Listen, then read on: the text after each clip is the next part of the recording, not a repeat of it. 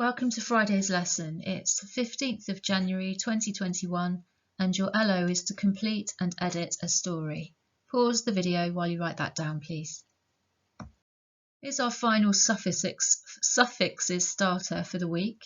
It's quite self-explanatory. What you need to do is write down the sentences that are in the boxes and make sure that you use the correct option on the spellings.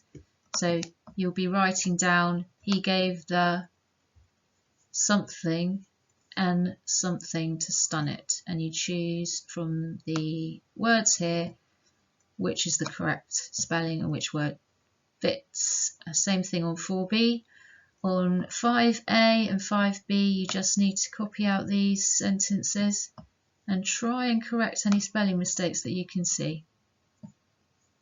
Okay, just pause the video while you're writing out those 4 sentences and trying to correct the mistakes. Okay, so just quickly run through the answers. He gave the creature an injection to stun it. 4B, without hesitation, the bandits hunted for the hidden treasure. Those are the spellings you needed to have. On 5A, the politician needed to order furniture for his new office immediately. Okay, so these are the words that are spelled incorrectly. Politician and furniture. Politician is P-O-L-I-T-I-C-I-A-N, politic-ian. And furniture is F-U-R-N-I-T-U-R-E, and adventure is another T-U-R-E ending. Having an adventure in a mountainous region is not a decision to be taken lightly. Those are the 2 words that are wrong. Having an adventure, A-D-V-E-N-T-U-R-E, and mountainous, M-O-U-N-T-A-I-N-O-U-S. Well done if you got those right. If you didn't, you can make your corrections. Here's where we get to finish our little story that we've been working on this week in the style of Fly, Eagle, Fly. We've been writing a story about how somebody finds a creature and this creature is somehow not going to reach its potential. Today is where we sort out the problem. So you've written your introduction, your build-up and the problem. In Fly, Eagle, Fly, the resolution was that the friend persuaded the farmer to take the eagle to the top of a mountain so that it would be inspired to fly with the sunrise.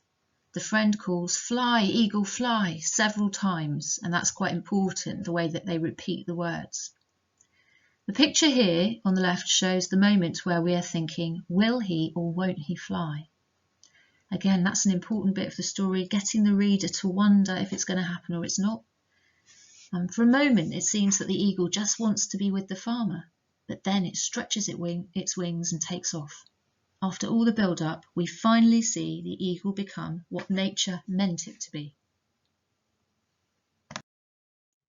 This is the resolution for my story. If you remember, I had 3 characters, a climber, his wife, and the climber found a lion cub. He decided to keep it like a dog, and the wife felt that was a bad idea because they'd probably end up getting eaten. So here's where the wife steps in to try and solve the problem. The wife decided that there was only one way to show the lion who he really was. They would take him to his kingdom, to the jungle. She would have to cross the mountains to get there, but she was determined. "Don't pack his food for the journey," said the wife. "He must hunt for it." Shaking his head, the climber secretly packed some dog food in his pack, and they set off on their long journey to the tangled, dark jungle beyond the mountain. On the way, the lion grew hungrier and hungrier.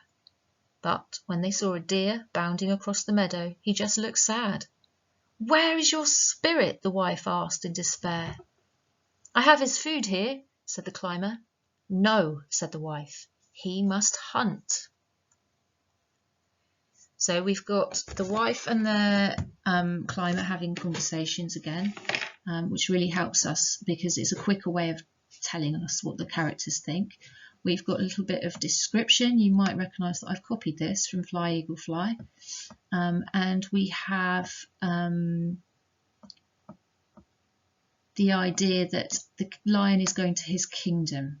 Okay, so this is where the wife is trying to solve the problem. She's taking them to a place where the lion can realise what he's supposed to be like. Now here's my ending. When I'm reading this, I want you to spot where I've used repeating, just like in Fly Eagle Fly. Finally, they stood on the edge of the mighty jungle. It throbbed with birds shrieking and monkey chatter. The lion sat weak and hungry beside them. "Roar!" cried the wife. "Show that the king is here." The climber smiled at his quiet pet. "Roar!" shouted the wife. "You are the king." The lion looked at her with interest, but then turned his brown eyes back to his master. Desperately, fiercely, the wife screamed, "Roar!" The lion lifted his head.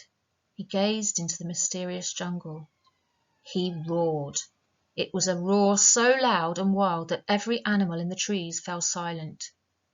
The lion listened to the fearful quiet. Then he roared again and leapt forward into his kingdom. So there we've got the end of the story where the lion reaches his potential and becomes the king of the jungle. Hopefully you've spotted where I've done some repetition. In Fly Eagle Fly, the words fly, eagle, fly were used lots of times by the friend. Now here I've got the wife saying roar 3 times. But I didn't just say said, I used better verbs. I started with cried, then I built it up and I said shouted, and then desperately, fiercely, she screamed. So you can see there's a build-up, okay? And that's what finally makes the lion realise. I want you to try and use that repeating 3 times in the end of your story as well. So now it's your turn. You've got your Story Mountain plan that you had from the beginning, and what you need to make sure you've done by the end of today is that you've got your story all written. So you've done an introduction, a build-up, a problem, a resolution and an ending. You then reread it. Okay, does it make sense? Do you like it? Is there any bits you can improve? Edit your work, preferably using a different colour. So you'd be looking for spelling mistakes or making sure that sentences work, or hopefully improving sentences and up-levelling your work. Plus, if you're really trying your best and putting in all your effort, I want you to do these final 2 points. Add in description and expressive verbs so that your story comes to life, and underline all the clever writer techniques you have used. You could have used verbs, noun phrases, short sentences, adjectives, adverbs, dialogue, and lots more things.